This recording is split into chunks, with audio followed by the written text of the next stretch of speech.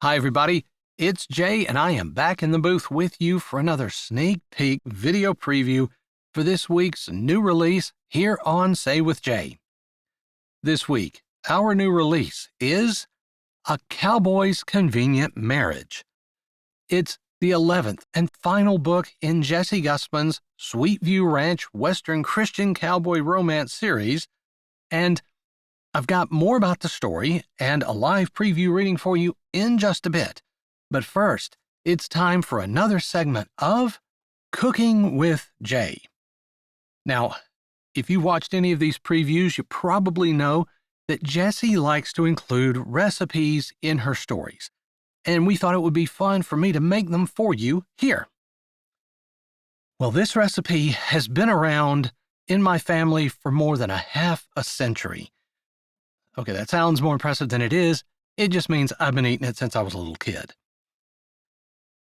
But it is one that I do fondly remember from my childhood, especially at my grandmother's house after church for Sunday dinners.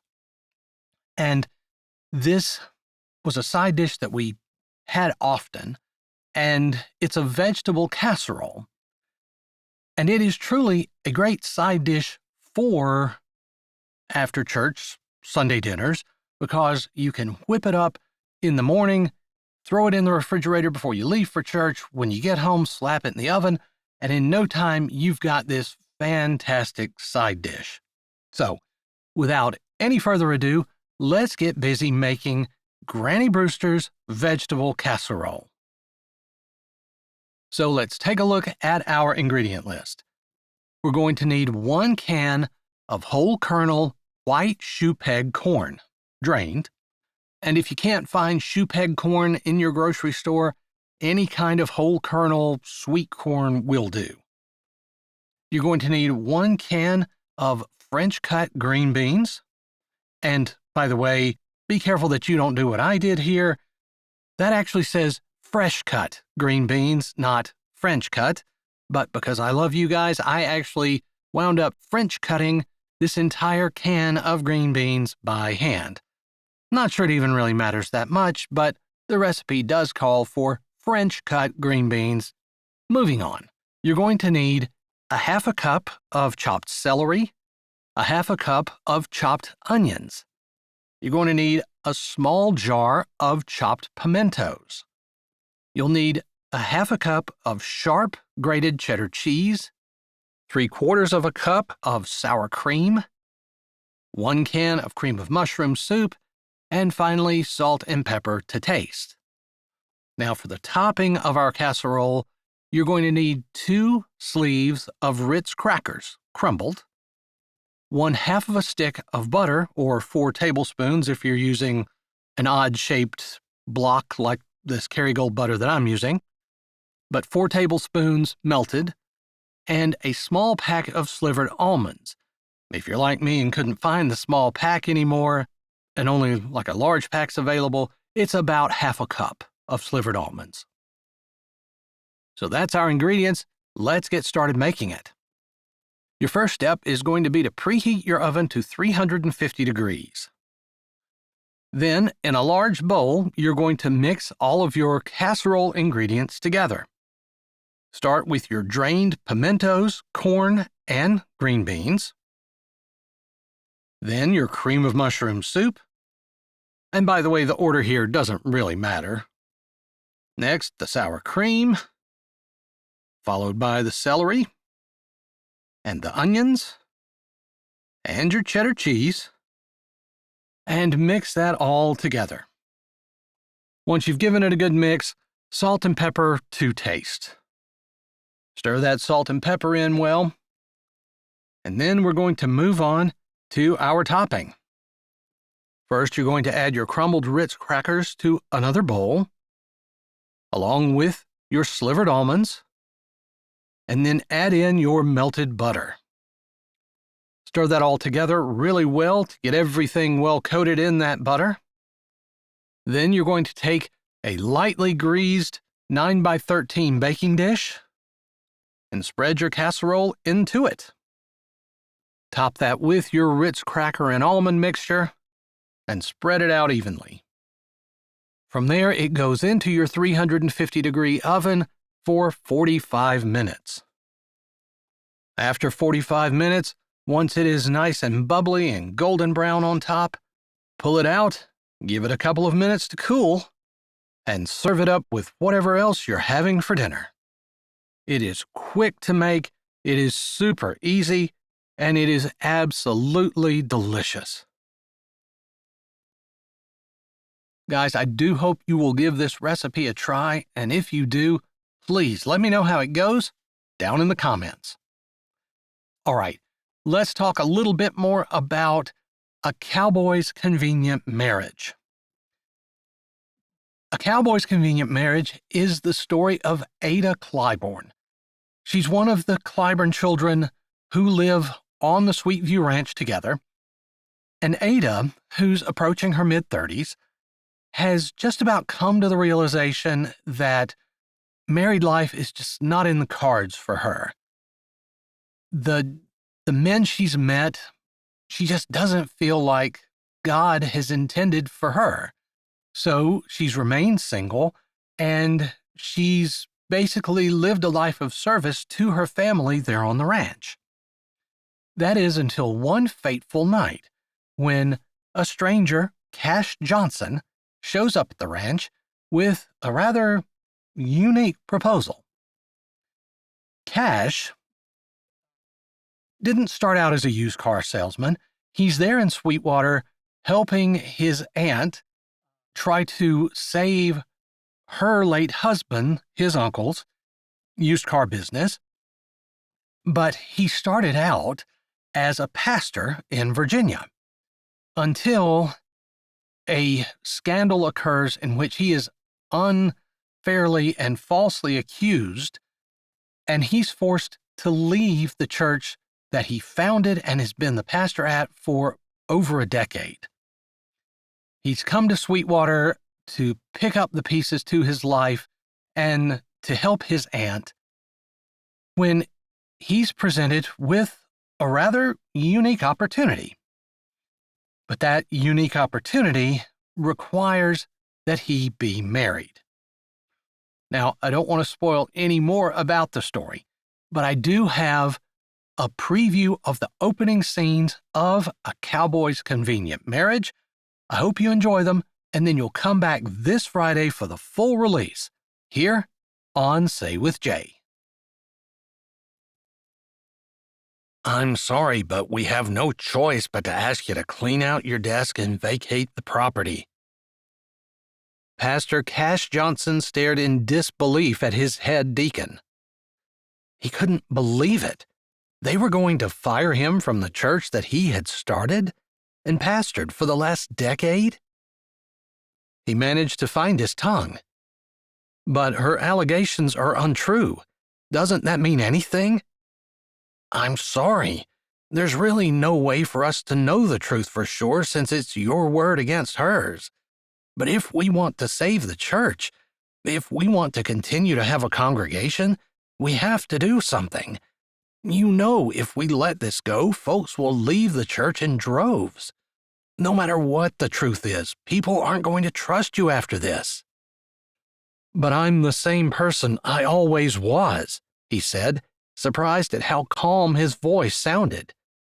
There was a peace in his soul that had to come from the Lord, because he was certainly not expecting to have this happen this morning. I know that. John Boxer met his gaze steadily. But a pastor has to avoid any hint of impropriety. You've said that often enough yourself. Cash pressed his lips closed.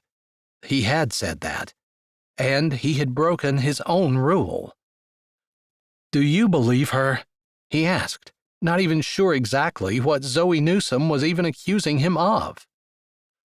We were good friends since before you were even a pastor.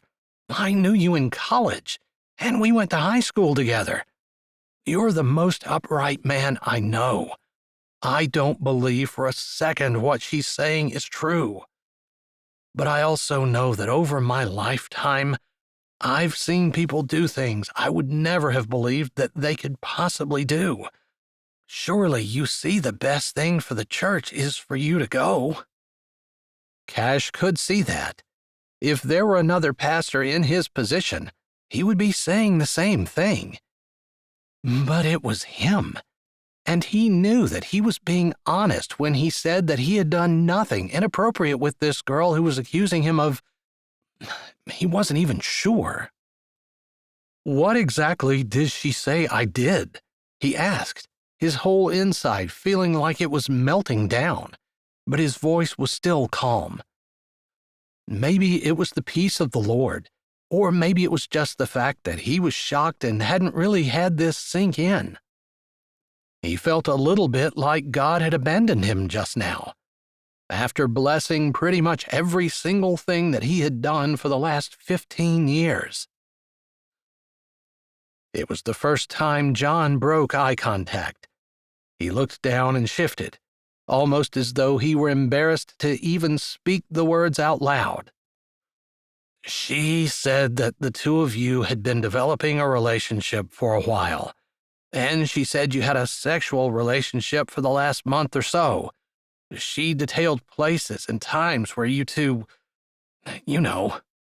John looked distinctly uncomfortable and shifted in his chair. "No, I don't know. I didn't do anything.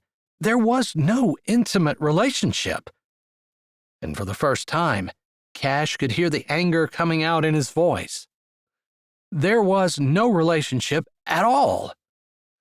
"I'm not arguing with you, although I did see with my very own eyes you standing at a basketball game with your arm around her, and then you gently led her to the door. There was definitely tenderness in your touch. At the time, she came to me crying. What was I supposed to do? Shove her to the ground?" He hadn't wanted to touch her. It was his policy that he didn't touch women. This was the exact reason, so that there was never any hint of impropriety. The Bible said to avoid all appearance of evil, and for his own personal standards, he took that a little further, because he had never wanted to be in this exact position. "Of course not.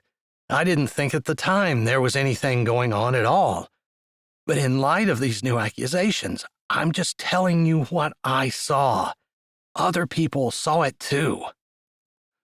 It was a gymnasium full of people. I wasn't hiding anything. John didn't say anything, but he didn't need to. He'd already said that Cash and Zoe were heading toward the door. That's because Zoe had told him she needed to go outside. She claimed she got in a huge fight with her best friend, and that her best friend had said that she was going to attack her in the parking lot. That's why Cash had walked out with her, making sure she got safely in her car. Come to think of it, Zoe had turned around, keeping a hold of him and trying to hug him. He had extracted himself with some difficulty and told her to drive safely. Then he called her parents and let them know that she was upset and on her way home. He hadn't followed through. In hindsight, he wished he would have. But in the amount of time he'd spent in the ministry, teenage girls were notoriously emotional and difficult. He had just chalked it up to that exact thing. "So I don't even get a chance to clear my name? I can prove that none of her accusations are true." He really couldn't prove anything hadn't happened behind closed doors, and there was one time where Zoe had walked into his office and shut the door, and he hadn't jumped up from his desk and run around and opened the door. He should have. He wished he would have, but he hadn't.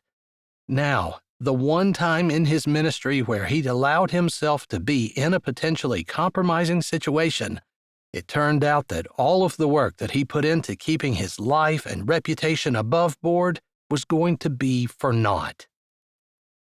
"Lord, how could you do this to me? How could you allow this to happen? Aren't I serving you faithfully?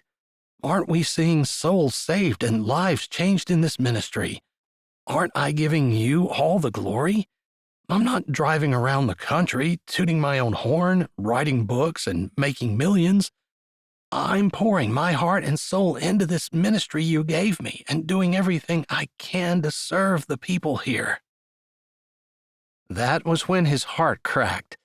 He loved the people of his congregation.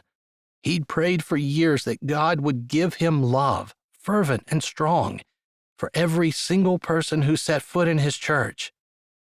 God answered that prayer in ways Cash couldn't even explain, just by thinking about how much God loved him, spending hours every month meditating on God's great love for him, picturing God looking at him in love.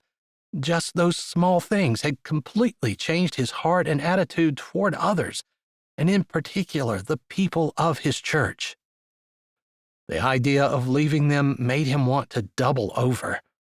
It hurt even worse than the accusations of wrongdoing and the knowledge that even his head deacon and best friend, John Boxer, did not believe in his innocence enough to fight for him. Hi, this is Jay, and thanks for listening. If you're ready for another great Jessie Gussman audiobook, here's one we think you might like. Or check out our latest releases. Don't forget to subscribe to Say with Jay, give this video a thumbs up, and tell us what you liked in the comments.